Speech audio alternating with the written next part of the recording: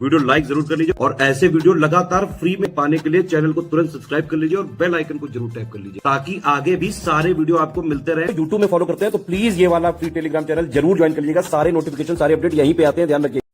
Hello everyone, welcome to study for civil services. I am Ichha Mishra और ये series चल रही है हमारी यूपीपीएससी मेंस के इम्पॉर्टेंट क्वेश्चंस की। जैसे क्वेश्चंस आपसे एग्जाम में पूछे जाने की संभावना है उसी तरह के क्वेश्चंस हम यहाँ पर डिस्कस कर रहे हैं और ये सीरीज़ बाइलिंगुअल है। आप किसी भी माध्यम के हों, इंग्लिश या हिंदी, इस सीरीज़ से लाभ ले सकते हैं। एंड इसको स्टार्ट करने से पहले मैं आपको बताना चाहूँगी कि आप हमारे पेड ग्रुप से भी जुड़ सकते हैं जो यूपीएससी, बीपीएससी, यूपीपीएससी, यूपीएससी और ईपीएफओ जैसे सभी एग्जाम्स के लिए चलाई जा रही है और इससे संबंधित अधिक जानकारी आपको गिवन नंबर्स पर मिल जाएगी। साथ ही आप फ्री टेलीग्राम चैनल को ज्वाइन करना बिल्कुल भी मत भूलिएगा। यहाँ से आपको चैनल से संबंधित सभी अपडेट्स टाइमली मिल जाएंगे, राइट? तो इसको ज़रूर ज्वाइन कर लीजिएगा। हम रोज़ एक क्वेश्चन डिस्कस करते हैं, तो वही एक क्वेश्चन आज हमारे सामने क्या है। देखिए, मैं आपको ऑलरेडी बता चुकी हूँ कि हम जीएस का पूरा सिलेबस ट्राई करेंगे कि कवर किया जाए, जो भी इम्पोर्टेंट टॉपिक्स हैं उनको लिया जाए। और हम जीएस 1 पे चल रहे हैं अभी, तो जो अगर आप ऑलरेडी वीडियोस देख चुके हैं तो बहुत सारी चीज़ों को हमने कवर किया है। तो उसी क्रम में आज का हमारा वीडियो है। क्वेश्चन क्या है, हमें एग्जामिन करने हैं फैक्टर्स जिनकी वजह से क्विट इंडिया मूवमेंट को लॉन्च किया गया था इंडियन नेशनल कांग्रेस के द्वारा।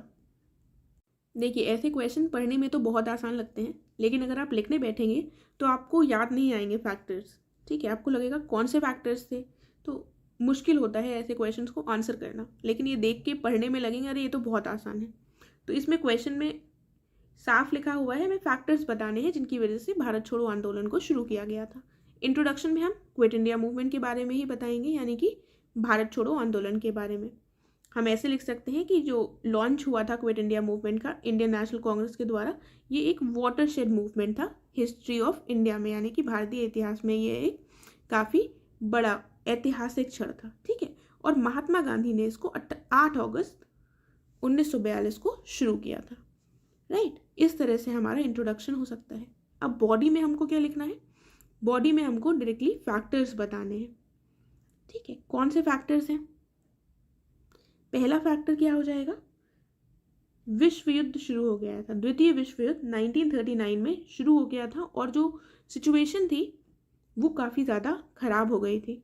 ठीक है, क्योंकि आपको पता है इकॉनमी जो थी हमारी काफ़ी ज़्यादा ख़राब हो चुकी थी, बहुत ज़्यादा बर्डन पड़ रहा था। ब्रिटिश जो कंपनियां थी उन पर भी काफ़ी दबाव था, ब्रिटिश गवर्नमेंट के ऊपर काफ़ी दबाव था, जिसकी वजह से भारत में भी दबाव और बढ़ रहा था और ब्रिटिश की एक्सप्लॉयटेटिव पॉलिसीज़ जो थी वो भी बढ़ती जा रही थी।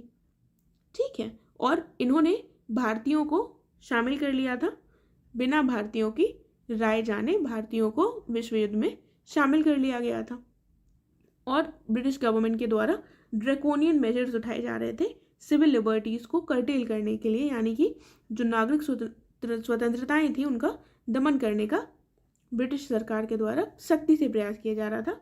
तो ये पॉइंट हो गए हमारे। उसके बाद क्रिप्स मिशन भी आया था 1942 में, अगर आपको याद हो। स्टैफर्ड क्रिप्स लेकर आए थे और इसके माध्यम से इन्होंने वादा किया था कि कॉन्स्टिट्यूशन, इंडिया का जो कॉन्स्टिट्यूशन है वो बिल्कुल हम बनाने में मदद करेंगे और वो बनेगा, लेकिन युद्ध खत्म होने के बाद। लेकिन अंग्रेज़ों ने इसको कांग्रेस ने इसको मानने से मना कर दिया था, जिसकी वजह से क्रिप्स मिशन जो था वो फेल हो गया था।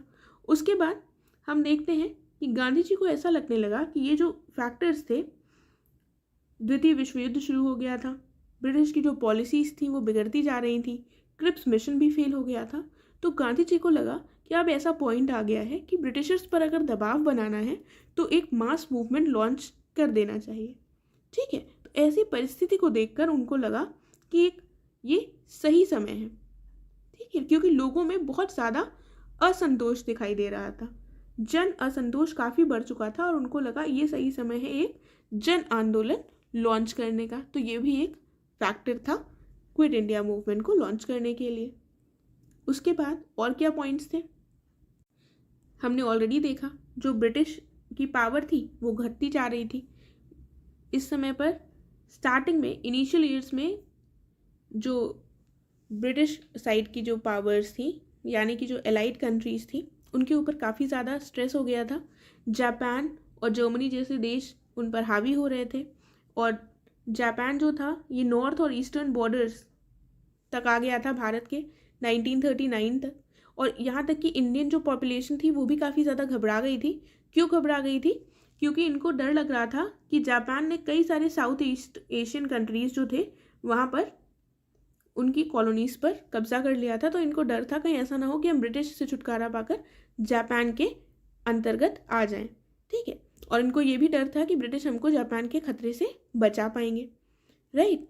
तो ये सारे फैक्टर्स जो थे, ये सारे 4-5 जो पॉइंट्स थे, ये इंपॉर्टेंट फैक्टर्स थे जिनकी वजह से क्विट इंडिया मूवमेंट को लॉन्च किया गया। और ऑब्वियसली आज़ादी प्राप्त करना तो हमारा लक्ष्य था ही, ठीक है। तो उसके बाद हम कंक्लूजन कैसे लिखेंगे? कंक्लूजन क्या होगा इसका हमारे लिए? देखिए, हम किसी भी अगर इम्पॉर्टेंट मूवमेंट को कंक्लूड करेंगे तो उसके कंक्लूजन में हमको, आप थोड़ा इसको याद रख सकते हैं कि अभी आपको ये पॉइंट नहीं है, ये कंक्लूजन है हमारा।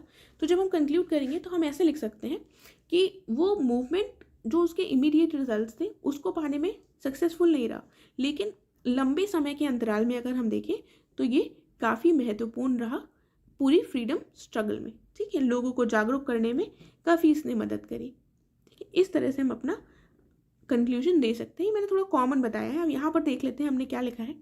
हमने लिखा है कि हालांकि जो आंदोलन था ये तत्काल जो परिणाम थे प्राप्त करने में विफल रहा, फिर भी इसके पश्चात भारतीयों का अंग्रेज़ों के साथ वार्तालाप करने का जो तरीका था वो बदल गया और अंततः भारत की स्वतंत्रता का मार्ग प्रशस्त हुआ।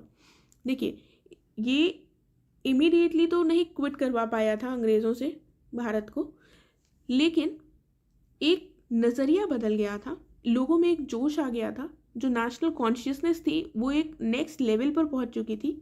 लोगों ने अब समझ लिया था, यहाँ तक कि ब्रिटिश सरकार ने भी समझ लिया था कि अब क्विट इंडिया के बाद there is no going back, अब तो हमको इनको आज़ादी देनी पड़ेगी, राइट। तो इस तरह से एक माहौल का निर्माण हो गया था जो क्विट इंडिया के माध्यम से हुआ था, राइट।